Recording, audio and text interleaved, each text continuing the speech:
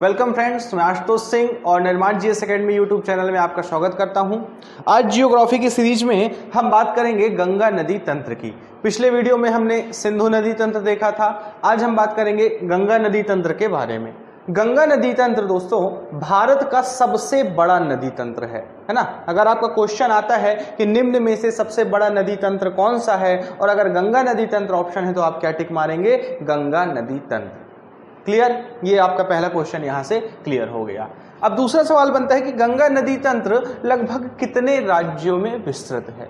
ठीक है, तो कहीं कहीं 10 रहता है, कहीं कहीं 11 रहता है।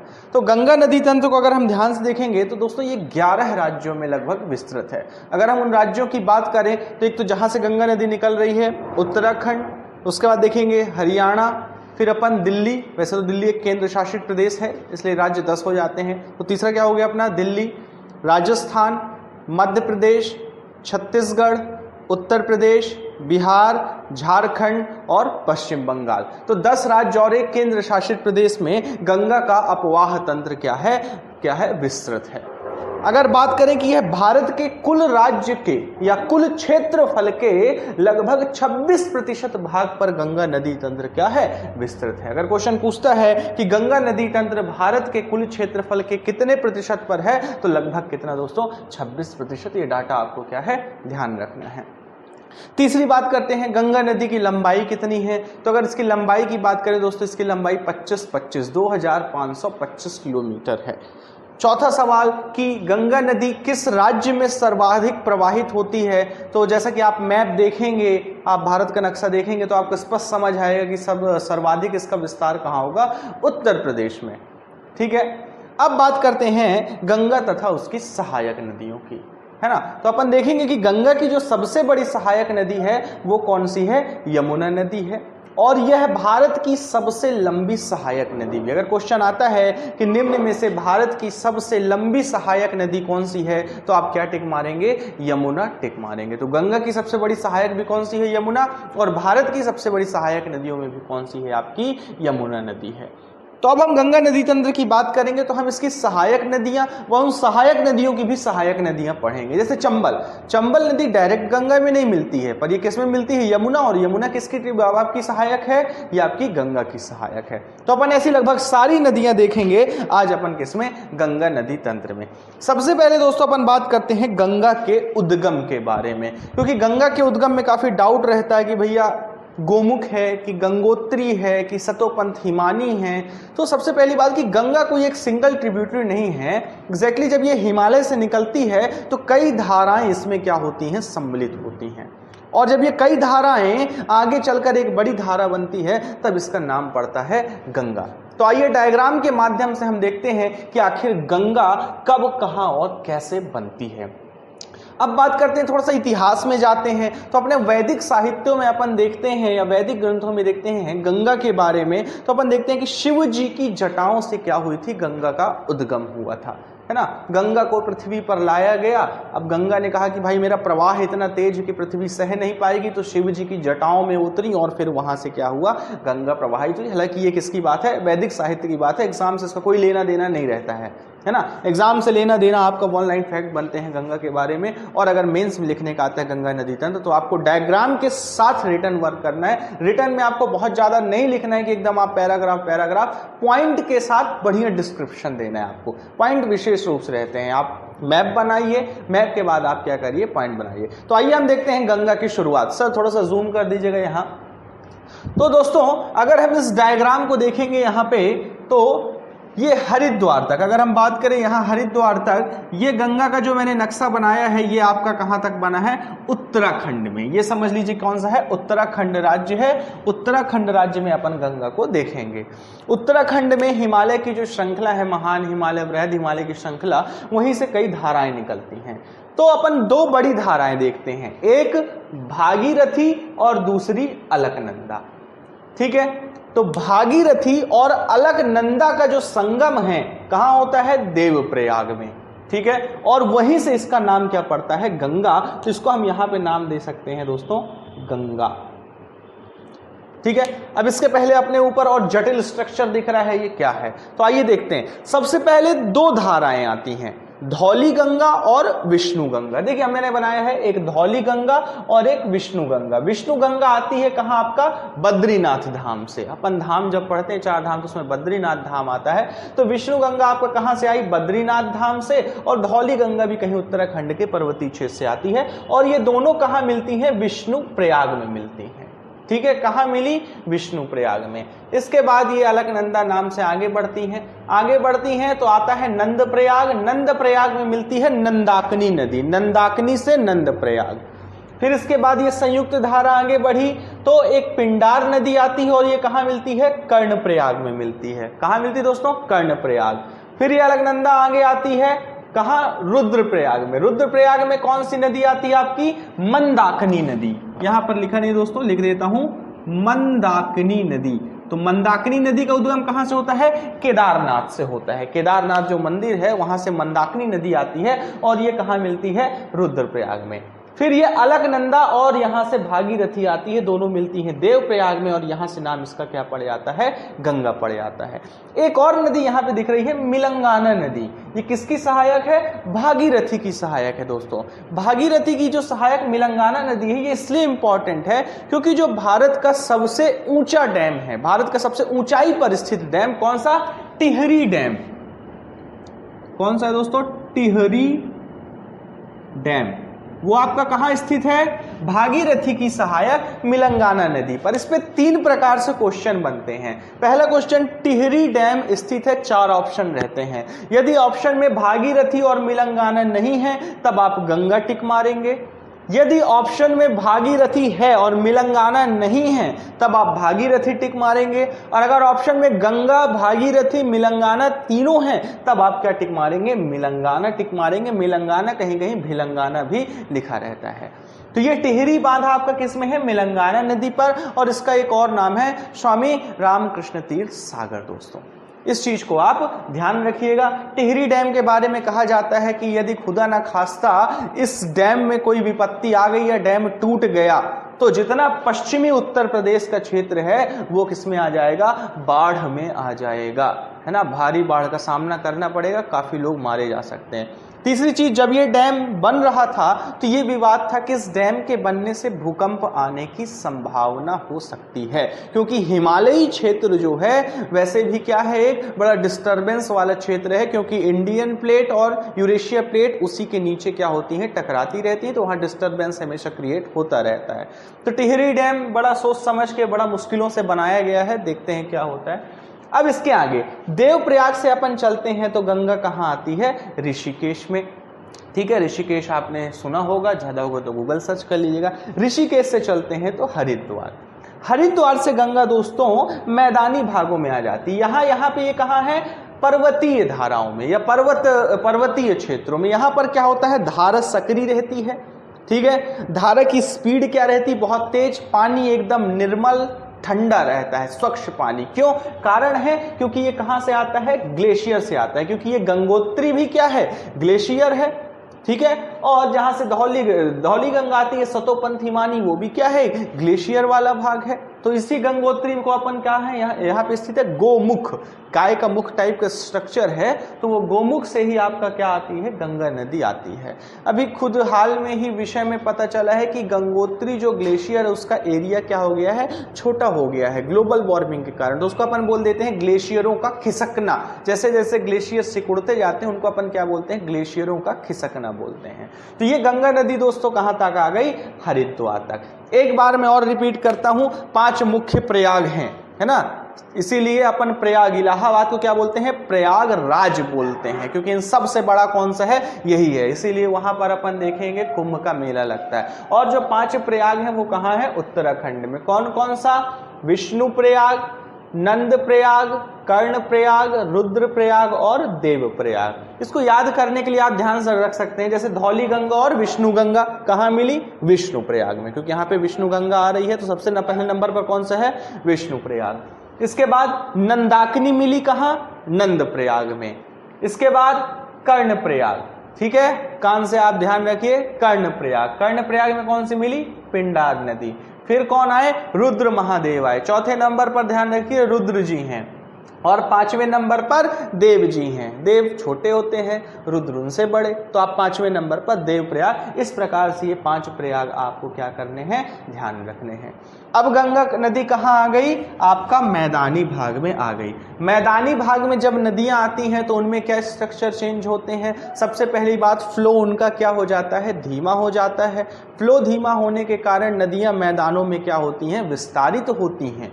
दूसरी चीज, जो नदियां आपका तीव्र गति से पहाड़ों में बह रही होती हैं वो क्या करती हैं, कटान करती हैं। किसका, आपकी चट्टानों का। और वो चट्टान टकराते टकराते टकराते टकराते नीचे जब मैदानी भागों में आती हैं तो वो अवसाद, जो बड़ी चट्टान थी वो छोटे टुकड़े और बालू, महीन बालू में क्या हो जाते हैं, परिवर्तित हो जाते हैं। और मैदानी क्षेत्रों में वो नदी के किनारे तट पर जमना क्या हो जाते हैं, चालू हो जाते हैं, जिससे तटबंधों का क्या होता है, निर्माण होता है।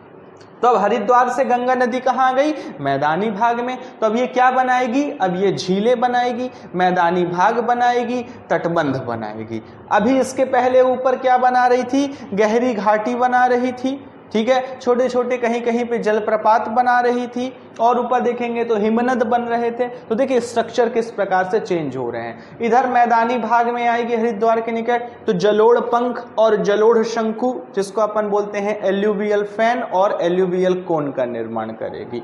अब देखिए हरिद्वार के आगे, हरिद्वार के आगे जब ये बहती है तो कन्नौज के निकट इससे आके मिलती है कौन सी, रामगंगा नदी। कन्नौज इतिहास में आता है, जब अपन पढ़ते हैं राजपूत काल, तो जो त्रिपक्षीय संघर्ष होता है राष्ट्रकूट, प्रतिहार और आपका पाल वंश के बीच, वो कन्नौज उस समय क्या रहता है, मेन बिंदु रहता है, जो बाद में खिसक कर मुगल काल में दिल्ली पहुंच जाता है। ठीक है, तो कन्नौज आपका कहाँ है, यूपी में है। कन्नौज के निकट कौन सी मिलती है, रामगंगा नदी। रामगंगा नदी दोस्तों कहाँ से निकलती है, तो ये भी उत्तराखंड के नैनीताल जिले के निकट हिमालय की श्रेणी से निकलती है। रामगंगा से जो क्वेश्चन पूछे जाते हैं, किस नदी में बाढ़ आने के कारण आपका जिम कॉर्बेट राष्ट्रीय उद्यान प्रभावित होता है, तो कौन सा आंसर होगा, रामगंगा नदी होगा। ठीक है, एक दूसरे टाइप से इसमें क्वेश्चन पूछता है कि जिम कॉर्बेट राष्ट्रीय उद्यान से कौन सी नदी प्रवाहित होती है, तो आंसर क्या होगा, रामगंगा नदी होगा। क्लियर दोस्तों। इसके बाद कन्नौज से ये आगे बढ़ती है तो अपन कहाँ आते हैं, प्रयागराज। प्रयागराज इलाहाबाद। इलाहाबाद में इससे कौन सी नदी आकर मिलती है, इलाहाबाद में इससे दोस्तों यमुना नदी आकर मिलती है। अब बात करें यमुना नदी की, तो यमुना नदी का उद्गम भी आपका कहाँ मिलता है, उत्तराखंड में। एक श्रेणी है बंदर पूछ श्रेणी, तो बंदर पूछ श्रेणी के यमुनोत्री ग्लेशियर से यमुना नदी का क्या होता है, उद्गम। एक सवाल है कि गंगा नदी ज्यादा ऊपर से निकलती है कि यमुना नदी, तो यमुना नदी ज्यादा उत्तर से निकलती है, गंगा थोड़ा नीचे से आती है ना, तो यमुनोत्री थोड़ा सा ऊपर है। तो यहाँ से आई यमुना नदी और कहाँ मिलती है, प्रयाग में मिलती है। अब देखिए यहाँ पे कुछ यमुना की सहायक नदियां हैं जो कि गंगा के नदी तंत्र का भाग हैं, जिसमें कौन सी है आपकी, चंबल नदी पहली दिख रही होगी दोस्तों। चंबल नदी मध्य प्रदेश के महू से निकलती है, और महू कहाँ स्थित है, इंदौर जिले में, जिसका वर्तमान नाम अंबेडकर नगर है। जिस पर्वत श्रेणी से निकलती है, जिस चोटी से निकलती है, उसका नाम है जाना पाव पहाड़ी। फिर इसके बाद चंबल नदी राजस्थान में प्रवेश करती है, इसके बाद वो मध्य प्रदेश और राजस्थान की सीमा बनाती है। फिर उत्तर प्रदेश में आके इटावा के निकट किससे मिल जाती है, यमुना से मिल जाती है। ठीक है, चंबल को अपन चरमावती भी कहते हैं, और चंबल ही एक ऐसी नदी है जो बीहड़ों का निर्माण करती है, गहरे खड्ड अवनालिका अपर्दन करते हुए किसका निर्माण करती है, बीहड़ों का निर्माण करती है। इसके बाद अपन दूसरी नदी देखते हैं, बेतवा नदी। बेतवा को अपन बेत्रावती नदी भी कहते हैं। यह बेतवा नदी मध्य प्रदेश के रायसेन जिले के कुमरा गांव से निकलती है, विंध्य पहाड़ियों से। इसके बाद ये उत्तर बहते हुए मध्य प्रदेश और उत्तर प्रदेश की क्या बनाती है, सीमा बनाती है झांसी हमीरपुर के निकट, और फिर ये कहाँ आती है, आपके यमुना में मिल जाती है। इसके बाद केन नदी देखेंगे, केन को हम कर्णावती भी कहते हैं। केन नदी आपका विंध्याचल पहाड़ से निकलती है, आपका कटनी जबलपुर के पास से, वहाँ के जंगलों से, और ये जंगली क्षेत्रों से बहते हुए आकर आपका कहाँ मिल जाती है, बांदा के निकट यमुना में। तो ये 3 महत्वपूर्ण नदियां हैं जो यमुना की सहायक हैं और किसका भाग है आपका गंगा नदी तंत्र। और भी छोटी छोटी नदियां हैं पर बड़ी नदियों में इन तीनों नदियों का नाम आता है। ठीक है, पहले अपन जो दक्षिण से नदियां जाके गंगा में मिल रही उसको देख लेते हैं, फिर उत्तर वाली नदियों से देख लेंगे। इसके बाद टोंस नदी अपन देखते हैं। टोंस को तमसा या टमस भी कहा जाता है। टोंस नदी का जो उद्गम है वह सतना जिले के मैहर क्षेत्र से होता है। वहां पर एक पर्वत श्रेणी है कैमूर पर्वत श्रेणी, वहां पे तमसा कुंड एक जगह है जहां से टोंस नदी का उद्गम होता है। यह नदी आगे सतना रीवा होते हुए यूपी में प्रवेश करती है और इलाहाबाद के निकट ही, जैसे ही आपका संगम है उसके थोड़ी ही आगे किससे मिल जाती है, गंगा नदी से मिल जाती है। इसके बाद एक दक्षिण से मिलने वाली लंबी नदियों में सोन नदी को देखेंगे दोस्तों। सोन नदी का उद्गम मध्य प्रदेश के अनूपपुर जिले के अमरकंटक से होता है। यह मैकल पर्वत श्रेणी का क्या है, भाग है। इसके बाद सोन नदी बहते हुए मध्य प्रदेश, छत्तीसगढ़, झारखंड सीमा बनाते हुए यूपी में प्रवेश करती है और पटना के निकट ही गंगा से मिल जाती है।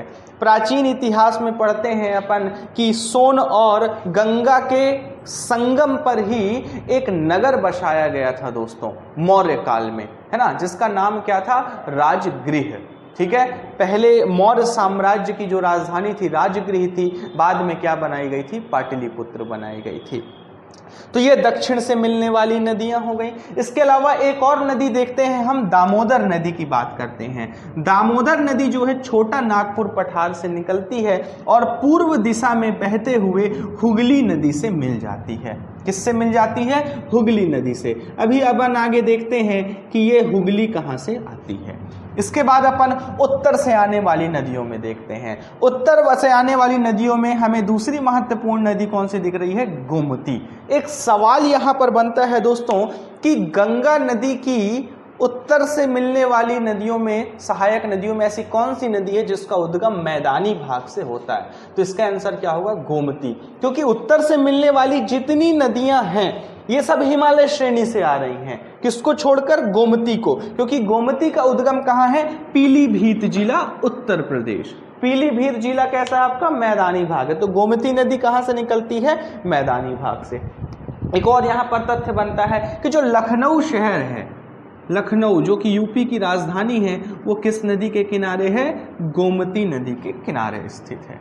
ठीक है, इसके बाद अपन देखते हैं यहाँ पर थोड़ा कंफ्यूजन होता है कि घाघरा, शारदा, राप्ती, सरयू आखिर अलग अलग धारा हैं कि कैसी हैं। तो अपन देखते हैं, नेपाल से दोस्तों एक शारदा आती है, एक घाघरा की धारा आती है और राप्ती की धारा आती है। ये तीनों धाराएं आती हैं। शारदा जाके बाराबंकी के पास किससे मिल जाती है, घाघरा से मिल जाती है, जबकि राप्ती नदी प्रवाहित होते हुए आपका किससे आगे, घाघरा से मिलती है। ठीक है, तो राप्ती आपका कहां पर मिलेगी, आप देखेंगे जो देवरिया शहर है ना, देवरिया की बात करें, गोरखपुर, वो राप्ती नदी के तट पर ही है। तो देवरिया के निकट ही आपका राप्ती नदी किससे मिलती है, घाघरा से। सरयू नदी की बात करें जिसके किनारे अयोध्या है, जहां अभी 5 अगस्त को जो राम जन्मभूमि श्री राम मंदिर का निर्माण शिला रखी जानी है, तो वो किसके किनारे है, सरयू नदी के किनारे है। और सरयू की यही एक धारा किससे मिल जाती है, आपका घाघरा से मिल जाती है। ठीक है ना, तो देखिए शारदा हो गई, सरयू हो गई, राप्ती हो गई और ये घाघरा। इसके बाद ये घाघरा बहते हुए छपरा के निकट, है ना, छपरा कहाँ, बिहार में किससे मिल जाती है, गंगा से मिल जाती है। अब बात करते हैं गंडक। दोस्तों 2 नदियां यहाँ पे, गंडक और एक बूढ़ी गंडक। जो गंडक का उद्गम है ये भी कहाँ मिलेगा, नेपाल में मिलेगा। ठीक है, कहाँ मिलेगा, नेपाल में। लगभग जितनी नदियां उत्तर से आती हैं सब नेपाल के तराई क्षेत्र से, हिमालयी क्षेत्र से आती हैं। तो गंडक आपका नेपाल से बहते हुए बिहार होते हुए कहाँ, पटना के समीप किससे मिल जाती है, गंगा से। इसके बाद कोसी देखेंगे, सप्तकोसी नदी जिसे अपन कहते हैं, जिसे हम विश्वासघाती नदी भी कहते हैं, सर्वाधिक मार्ग बदलने वाली भी नदी कहते हैं, बिहार का शोक भी कहते हैं, क्योंकि प्रत्येक वर्ष कोसी नदी में बाढ़ आने से लाखों लोग क्या हो जाते हैं, प्रभावित होते हैं, घर बार छोड़ के सड़क पर आ जाते हैं, इनके खेत डूब जाते हैं, मवेशी बह जाते हैं। तो कोसी बिहार का शोक है। अब कोसी क्या है, कहाँ से आ रही है, ऊंचाई वाली क्षेत्र से, और ये तेज ढाल बनाते हुए आती है। अब जब ये बिहार पहुंचती है तो यहाँ इसको मैदानी भाग मिलता है, और कैसी मिलती है, बलुई मिट्टी। बलुई मिट्टी कैसी है, इसके कण थोड़ा दूर दूर रहते हैं, इसकी डेंसिटी क्या होती है, कम होती है। तो ये बलुई मिट्टी जब पानी पड़ता है तो जल्दी कट जाती है, जिस कटान के कारण कोसी की कोई निश्चित धारा नहीं है, जब अधिक वॉल्यूम ऑफ वाटर आता है तो कोसी क्या है, कई धाराओं में कहीं से भी बहने लगती है, जिससे कई गांवों में क्या आ जाती है, बाढ़। ये कोसी जाके भागलपुर के निकट किससे मिल जाती है, गंगा नदी से मिल जाती है। एक और नदी दिख रही होगी अपन को, महानंदा नदी। महानंदा नदी दार्जिलिंग की पहाड़ियों से पश्चिम बंगाल में निकलती है तथा ये दक्षिण में फरक्का बांध के निकट, यहां पर दोस्तों कौन सा बांध है, फरक्का बांध। फरक्का बांध के थोड़ा पहले ही किससे मिल जाती है, गंगा से। अब बात करते हैं हुगली नदी की, ठीक है। अब गंगा नदी जब यहाँ मैदानी भाग में पहुंचती है तो अवसाद काफी ज्यादा हो चुका होता है, पानी का बहाव कम हो चुका होता है, ठीक है। अवसाद अधिक हो गया, पानी का बहाव क्या हो गया, कम हो गया, तथा यहाँ पर एक पठार है आपका, कौन सा, छोटा नागपुर का पठार, या जिसे हम राजमहल श्रेणियां भी कह सकते हैं, ठीक है। ये पठार का ढाल यहाँ खत्म होता है तो गंगा को एक ढाल दक्षिण की ओर मिलता है, तो उसकी एक धारा क्या हो जाती है, अलग हो जाती है। उसी धारा को हम हुगली नाम से जानते हैं। ये धारा आगे बढ़ते हुए पश्चिम बंगाल में प्रवेश करती है और इसे ही धारा हुगली नदी के नाम से जानी जाती है, और यह अरब सागर में जाकर क्या हो जाता है, गिर जाता है इसका पानी। जो कलकत्ता शहर है, कलकत्ता शहर इसी हुगली नदी के कारण के किनारे क्या है, स्थित है, और हम हुगली नदी को विश्वासघाती नदी के नाम से भी जानते हैं, ठीक है। हुगली नदी पर बाढ़ को कंट्रोल करने के लिए फरक्का नामक क्या है, बांध बनाया गया है गंगा और हुगली के, जहां पर वितरिका अलग होती है वहां पर। अब ये गंगा नदी जब कहां पहुंचती है, गंगा नदी जब बांग्लादेश में पहुंचती है तो इसका नाम क्या हो जाता है, बदल जाता है। इसे हम किस नाम से जानते हैं, पद्मा नाम से जानते हैं। और पूर्व साइड से कौन सी आती है आपकी, ब्रह्मपुत्र नदी, जिसे हम बांग्लादेश में जमुना नाम से जानते हैं। अब वहां से आएगी जमुना, यहां से जाएगी पद्मा, दोनों मिल जाएंगी और दोनों की संयुक्त धारा आगे बढ़ेगी। इसके बाद उसमें आकर मिलती है मेघना नदी, और इन सब की संयुक्त धारा मेघना नाम से कहा जाती है आपका, बंगाल की खाड़ी में गिर जाती है, ठीक है। तो इस डायग्राम में हमने सारी चीजें समझ ली, किसके बारे में, गंगा की सहायक नदियों के बारे में। अब कुछ और चीजें हैं जो इसमें मैं आपको बताना चाहूंगा।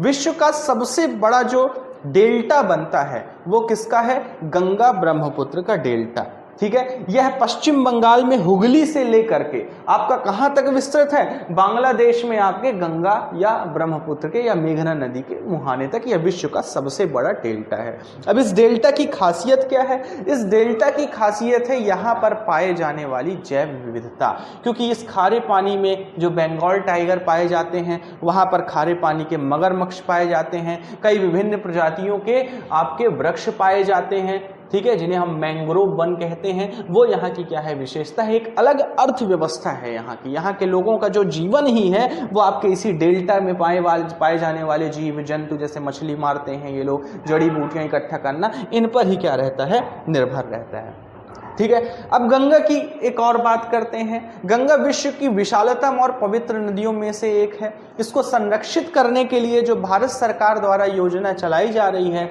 उसमें वर्ल्ड बैंक, इसके अलावा और भी अन्य संस्थान क्या करते हैं, अपना सहयोग करते रहते हैं, ठीक है। 1985 में सबसे पहला जो काम चालू किया गया था, GAP, गंगा एक्शन प्लान चालू किया गया था, जिस पर वर्ल्ड बैंक आपका सहायता कर रहा था। उसके बाद समय समय पर आने वाली सरकारों ने नए नए जो प्लान है यहाँ पर गंगा नदी को संरक्षित करने के लिए चालू किए थे। हाल में ही 2014 में जब नरेंद्र मोदी जी आए थे तो एक नमामि गंगे कार्यक्रम चालू किया गया था, जिसके अंतर्गत गंगा नदी के किनारे बसे हुए जो शहर हैं उनमें जो पॉल्यूशन है जो गंगा नदी में डायरेक्ट डाल दिया जाता है, तो जो बड़ी यूनिट थी, बड़े कारखाने थे, उनके वेस्टेज को गंगा नदी में ना मिलने देना, ये सबसे बड़ा काम था। दूसरा, जो स्थानीय लोग थे जिनका जीवन गंगा नदी के किनारे था, जो अपनी रोजमर्रा की क्रियाएं उसी नदी के किनारे करते थे, उनको भी रोका गया। पंचायत टू पंचायत क्या किया गया, संपर्क आगे किया गया, ताकि गंगा नदी को अपन क्या कर सके, साफ कर सकें। पर अभी हालांकि कोई खास फर्क पड़ा नहीं है। अब 3-4 चीजें और हैं दोस्तों। गंगा जब आती है उत्तराखंड से तो पानी क्या रहता है, साफ, हरिद्वार तक इसमें साफ पानी रहता है। इसके बाद अपन देखेंगे कानपुर से लेके आपका इलाहाबाद तक गंगा नदी का पानी बहुत ज़्यादा प्रदूषित रहता है, और ये प्रदूषण का स्तर बनारस के पास हमें क्या है, स्पष्ट रूप से दिखाई देता है। क्लियर? इसके बाद गंगा नदी का पानी जैसे ही आगे आगे प्रदूषित होता जाएगा। तो हरिद्वार तक पानी साफ मिलता है। कानपुर के पास गंदगी सबसे ज़्यादा चालू होती है, क्योंकि वहाँ जो चमड़ा फैक्ट्री थी वो अपना पूरा मल वेस्ट पदार्थ किसमें, गंगा नदी में विसर्जित कर देती थी। इसके बाद बात करें गंगा नदी के बारे में, तो यह एक मानसूनी नदी नहीं है, ये कैसी है, हिमालयी नदी है। हिमालयी नदी होने के कारण जो ग्लेशियर से पानी पिघलता है वो इसमें आता है, जिस कारण गंगा नदी पर पानी हरिद्वार कानपुर तक साल भर बना रहता है। परंतु कुछ दिनों में जलवायु परिवर्तन के कारण क्या हुआ है, गर्मी में गंगा नदी की धारा सूख जाती है। नहीं तो पहले कभी गंगा नदी की धारा नहीं सूखती थी, पानी भले कम होता था पर धारा टूटती नहीं थी। तो पिछले कुछ सालों में क्या हुआ, गंगा नदी की धारा टूट जाती है। कारण क्या है कि मानसून जो परिवर्तन है ना, मानसून परिवर्तन के कारण पानी पर्याप्त इसके बेसिन में नहीं मिल पाता है, जिससे इसकी धारा टूट जाती है। क्लियर। फिर अगली बात करते हैं गंगा में पाए जाने वाले कुछ विभिन्न और विचित्र जीवों की, जिसमें सबसे महत्वपूर्ण है गंगा डॉल्फिन। गंगा डॉल्फिन को राष्ट्रीय संरक्षित आपका जीव भी घोषित किया गया है। ठीक है। गंगा में पाई जाने वाली जो डॉल्फिन है विशेष रूप से उसको गंगेटिक डॉल्फिन बोलते हैं, और यह मिर्जापुर से बनारस गाजीपुर के मध्य ज्यादा मात्रा में पाई जाती है। इसके अलावा हम बात करेंगे घड़ियाल, जो गंगा तथा उसकी सहायक जो हो गई, जैसे सोन नदी में मिलते हैं, केन नदी में हो गया, चंबल, विशेष रूप से पाए जाने वाले घड़ियाल भी इसके फेमस हैं। और माना जाता है कि गंगा का पानी प्रदूषित नहीं होता है, जल्दी खराब नहीं होता है। इसका कारण है कि विशेष प्रकार के पाए जाने वाले बैक्टीरिया जो गंगा में प्रदूषण के कणों को क्या है, खा जाते हैं, अपनी उपापचय क्रिया से समाप्त कर देते हैं। इसके अलावा हम बात करेंगे, देखिए अब यहाँ पर मैंने मोटी मोटी चीजें बता दी, अब आपको जो काम करना है ये मैं बता देता हूँ। सबसे पहले गंगा के किनारे बसे प्रमुख शहरों की एक सूची बना लेना है ना। कौन कौन से शहर यूपी में हैं, कौन कौन से उत्तराखंड में हैं, कौन कौन से आपका बिहार में हैं। यमुना के किनारे बसे हुए शहरों की सूची बना लेना है कि यमुना के किनारे कौन कौन से शहर है, क्योंकि यहाँ से काफ़ी ज़्यादा क्या होता है, कन्फ्यूज़न होता है कि कौन कौन से शहर यमुना के किनारे हैं और कौन कौन से गंगा। जैसे आगरा, आगरा हमें पता है कि किसके किनारे होगा, आपका यमुना के किनारे, क्योंकि हम ताजमहल पढ़ते हैं। पर इसके अलावा कोई और शहर पूछ लेता है तो गड़बड़ हो जाता है। जैसे कन्नौज ही है, कन्नौज पूछ लेगा तो गड़बड़ हो जाएगा, भाई गंगा के किनारे है कि यमुना के किनारे है। तो ऐसे शहर हमें क्या है, बना लेने हैं। जैसे हम लखनऊ की बात करते हैं, लखनऊ में रट लेना है आपको कि गोमती के किनारे है, ना गंगा ना यमुना, किसके किनारे, गोमती नदी के किनारे। ठीक है ना। जैसे देवरिया हो गया, प्राप्ति के किनारे, ऐसे शहरों की हमें क्या बना लेना है, लिस्ट बना लेना है। दूसरी चीज बात करते हैं, हमें लिस्ट बना लेना है गंगा के बाएं तट से मिलने वाली और दाएं तट से मिलने वाली नदियों में, है ना। अब देखिए दायां बायां तट कैसे देखेंगे, तो जिधर नदी की धारा है उधर मुंह करके आप क्या हो जाएंगे, खड़े हो जाएंगे। इसके बाद आपका दाहिना दाहिना होगा, बायां बायां, तो ऊपर से आने वाली नदियां बायां तट हो जाएगा और नीचे से आने वाली नदियां दायां तट हो जाएगा। तो बाएं तट से मिलने वाली नदियों में अगर हम देखेंगे तो यहाँ रामगंगा, गोमती, घाघरा, गंडा, कोसी, महानंदा, ये बड़ी नदियां हो गई। इसके अलावा और कई नदियां मिलेंगी, जैसे बागमती नदी मिलेगी आपकी, है ना, यहाँ नक्शे में नहीं बनाई गई है। इसके अलावा हम बात करेंगे बूढ़ी गंडक नदी मिलेगी। ऐसे ही आपके दाएं तट से मिलने वाली नदियों में आप लिस्ट बनाएंगे तो आपको यमुना, चंबल, बेतवा, केन, टोन, सोन, ये नदियां मिलेंगी, जो कि किसकी सहायक हैं, गंगा नदी की सहायक हैं। फिर आप क्या काम करेंगे, जो नदियां सहायक नदियां हैं ये कहाँ से उद्गमित हो रही हैं, इसकी आप लिस्ट बना लेंगे कि सहायक नदियों का उद्गम कहाँ कहाँ है। ठीक है। तो आपका गंगा नदी तंत्र क्या हो जाएगा, पूरा कंप्लीट हो जाएगा और उससे सवाल गलत आपके नहीं होंगे। ये मोटा नक्शा है, आपको ध्यान रखना है। इसके अलावा एक और चीज यहाँ पे छूटी जा रही थी, मुझे ध्यान आ गई कि गंगा नदी पर ही, है ना, आपका एक बुलंद शहर है यूपी में, वहाँ पे एक जगह है नौरौरा। तो वहाँ पर आपकी गंगा नदी पर नौरौरा में क्या बनाया गया है, एक न्यूक्लियर पावर स्टेशन स्थित है ना, जो भारत के प्रमुख न्यूक्लियर पावर प्लांट है उसमें से एक आपका गंगा नदी के किनारे स्थित है। कहाँ, यूपी में। ठीक है, बुलंदशहर में। इसके अलावा बात करेंगे, पटना में एक बहुत फेमस ब्रिज हुआ करता था, महात्मा गांधी ब्रिज, जो कि सबसे बड़ा हुआ करता था कुछ समय, है ना, बहुत दिन तक रहा कुछ समय पहले। अब सबसे बड़ा पुल क्या हो गया है, डोला सादिया हो गया है। नहीं तो महात्मा गांधी सेतु सबसे बड़ा होता था, जो कि सोन नदी पर बना था। ठीक है। इसके अलावा अपन बात करेंगे गंगा नदी के बारे में कि भैया हुगली किसकी भी तरीका है, गंगा की ही भी तरीका है। आप एक लिस्ट बना लेंगे गंगा के अन्य पर्यायवाचियों की, तो भागीरथी क्या है, गंगा का पर्यायवाची है। ठीक है।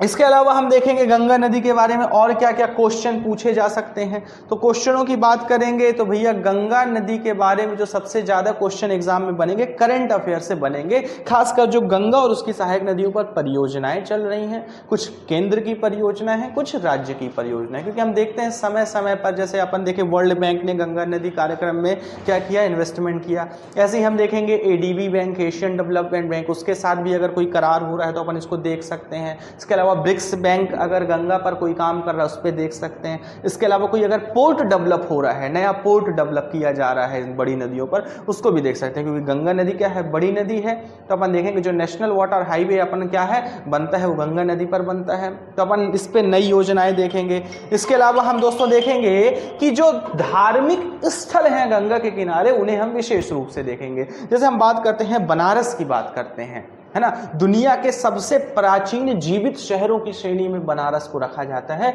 और माना जाता है कि जो बनारस है वो शंकर जी के त्रिशूल में स्थापित है ना, महादेव के त्रिशूल में। अपन एक इतिहास में कहानी पढ़ते हैं कि पूरी पृथ्वी मांग ली गई, उनसे कहा गया कि भैया आप कौन सी जगह है, यहाँ ऐसी जगह चले जाओ जो पृथ्वी से बाहर हो, तो वो बनारस चले गए थे राजा, क्योंकि ये शंकर जी के त्रिशूल में थे। तो ऐसे शहरों की अपन को सूची बना लेना है जो कि धार्मिक रूप से आपके प्रमुख है। जैसे कानपुर धार्मिक कम, औद्योगिक ज्यादा प्रमुख है, पर बनारस की बात करें तो बनारस धार्मिक रूप से प्रमुख है।